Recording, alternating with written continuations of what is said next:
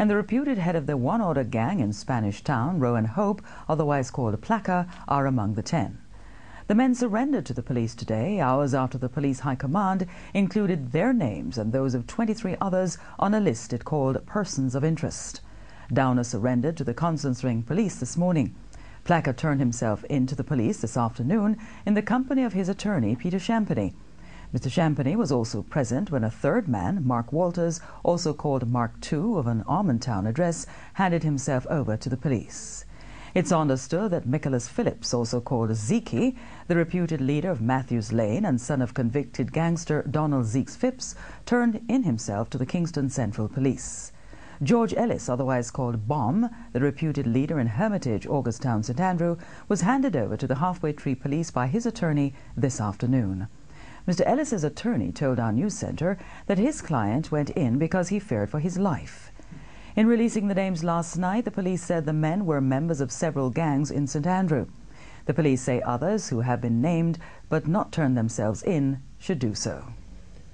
The Member of Parliament for South Central St Catherine, Sharon Hay-Webster, is pressing the government on extending the state of emergency to that parish. Krista Samuels has that story. With over 20 deaths in St. Catherine since violence broke out on the weekend, South Central St. Catherine MP Sharon Hay-Webster is pressing the government to extend the state of emergency to her parish. The killings are believed to have been a spillover from the unrest in neighboring Kingston, and Mrs. Hay-Webster wants quick action to address the situation. She had asked the Prime Minister to consider the state of emergency during Parliament yesterday, and he had agreed to consider it.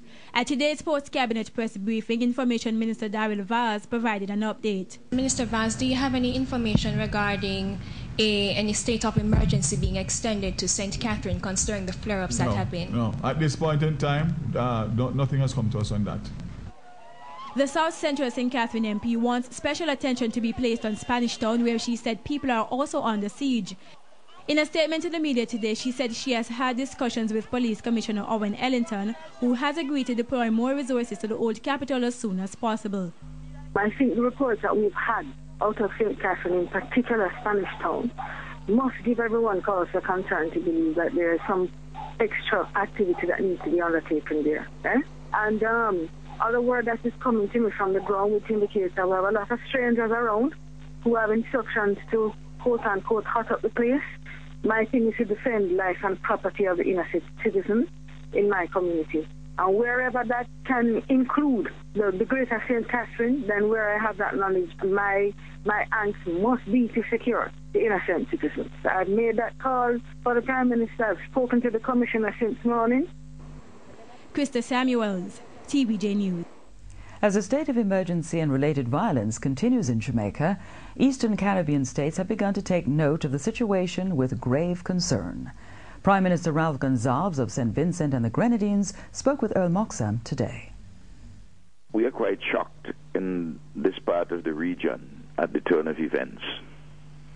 Normally, the execution of an arrest warrant is a fairly straightforward matter in our jurisprudence.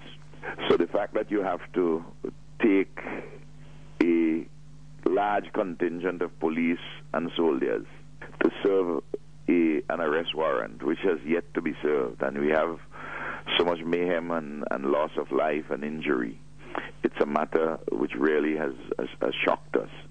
Even though we have a knowledge before of garrison politics, territorial control by certain people associated with drugs and guns and the like. But there is, at the same time, accompanying that shock is a deep concern for the Jamaican people and a solidarity with them. We are also concerned about the safety of our students at the university. In fact, this morning I was trying to get on to the university authorities. Were you able to get a response from the university? No, I haven't been able to get them as yet. I've read also in the press that the Minister of Education in Barbados is concerned on that question. So, of course, students have now finished writing the exams. Some should be on their way home. But one has to be very worried about that. On that particular note, Jamaica has had a long tradition, with Mona being the first campus of the University of the West Indies, yes, of having regional students attending Mona. Does this affect the future of Mona as a genuine regional campus, do you think? I wouldn't think so. Look, we have the confidence in the Jamaican political institutions and in the Jamaican people and the Jamaican security forces to bring this around. I mean, this is an assault on the state. Look, the incident of being a state is that it has the legitimate monopoly on physical coercion. There are some people may feel that they have the monopoly on it, but it's not legitimate. Only the state has that legitimacy. If that is defeated by guns and criminals, well, it's a state of whole mass, and that cannot be allowed to happen at the moment. Whilst competitive politics will continue, they have to be agreed, nevertheless, on a set of common goals at this particular period. Across party lines? Across party lines, in order to restore law and order. You asked me the question as how we're feeling. My colleagues in my cabinet are urging me seriously not to go to Jamaica for the 2nd and the 3rd. That is next week, where I have to deliver a speech at the university in relation to a symposium on the works of Professor Gordon Lewis. And I mean, I lived in Jamaica for 7 years, and I have a sense and a feel as to what is happening. But they are worried about having their Prime Minister go. That is to tell you the extent of the concern. You know, this is the kind of a thing you read about and you see on television in relation to the Cali cartel or in Mexico.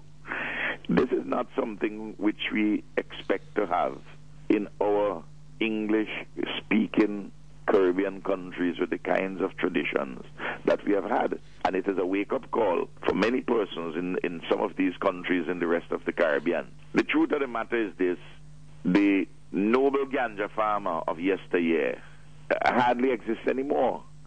What you have now are organized criminal enterprises, trafficking in drugs, trafficking in guns and in persons, and using also businesses, other businesses as fronts. Dr. Gonzales, have you had words with Prime Minister Golding since this crisis reached the crescendo that it has? No, I haven't. You know, Bruce and I have been at university. I mean, we know each other as students.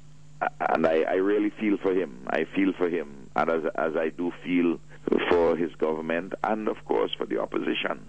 And I know Portia quite well, and Peter and I were at university together, Peter Phillips. So I know the main players on both sides of the fence, and I really feel for them. It's a time which requires extraordinary leadership skill and great patriotism in the tradition of Norman Washington Manley.